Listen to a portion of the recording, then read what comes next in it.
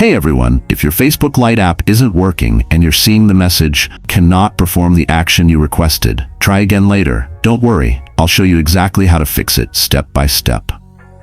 First, open the Play Store on your phone.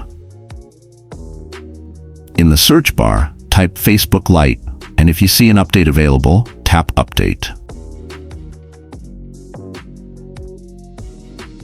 Once the update finishes, go back to your home screen.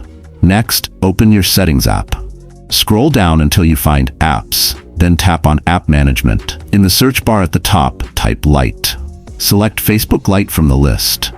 Scroll down and tap Storage Usage.